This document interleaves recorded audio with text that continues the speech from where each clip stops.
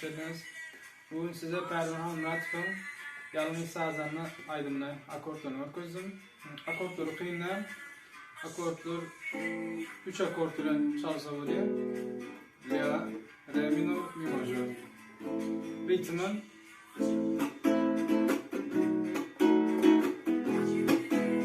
şu ritmden. Başka soracak saatleriniz var olsa aşağıda yazıp bilirsiniz. Köpürek kayıtlan, elinizi öğrenirsiniz.